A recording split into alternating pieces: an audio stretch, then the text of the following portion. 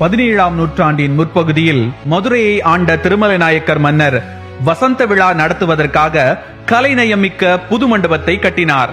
பின் அதன் எதிர்ப்புறத்தில் பெரிய ராயகோபுரம் கட்ட திட்டமிட்டு மிகப்பெரிய அடித்தளமும் அமைத்தார். அந்த மாபெரும் அடித்தளம் உலக புகழ் பெற்ற மதுரை மீனாட்சி அம்மன் கோவில் கோபுரங்களின் அடிப்பகுதியை விட 3 மடங்கு பெரிதானது என்றால் உங்களால் நம்ப முடிகிறதா? ஆம், 174 அடி நீளத்தில் 107 அடி அகலத்தில், நுழைவாயில் மட்டும் 22 அடி அகலத்தில், 60 அடி உயர அழகிய சிற்ப வேலைப்பாடு மிக்க 4 தூண்களுடன் உருவானது. ஆம், அதுவே மதுரையின் ராஜகோபுரம்.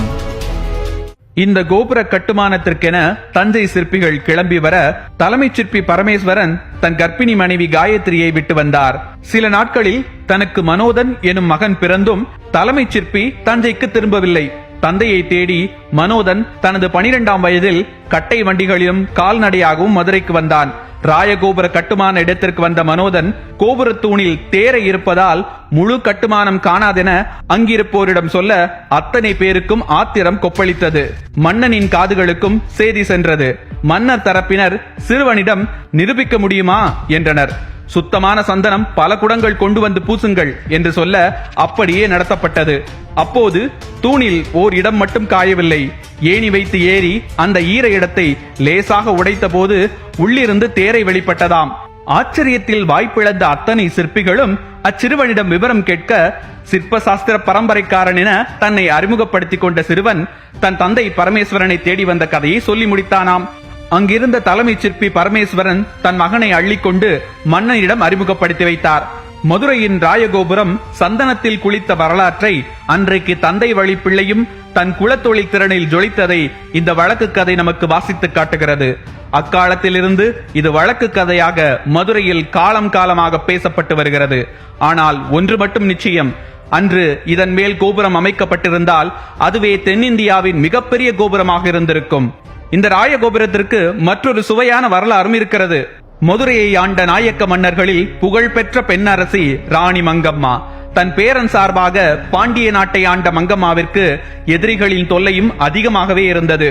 எனவே எதிரிகளிடமிருந்து காத்துக் கொள்வதற்காக அவரின் அரண்மனையிலிருந்து சுமார் 4 கிலோமீட்டர் தூரத்திற்கு சுரங்கப்பாதை ஒன்றை அமைத்திருக்கிறார். அதாவது மதுரையில் தற்போது இருக்கக்கூடிய தமுக்கம் மைதானத்திலிருந்து ஒருவர் தாராளமாக நடந்து செல்லும் அளவிற்கு படிக்கட்டுகளுடன் பாதையை ராயகோபுரம் வரை அமைத்திருக்கிறார்கள்.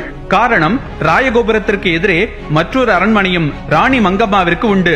இத்தனை வரலாற்று பெருமைகளையும் தன்னுள் அடக்கிக் கொண்டு தமிழர்களின் கட்டடக்கலைக்கும் சிற்பக்கலைக்கும் நுண்கலைக்கும் சான்றாக திகழ்கிறது ராயகோபுரம்.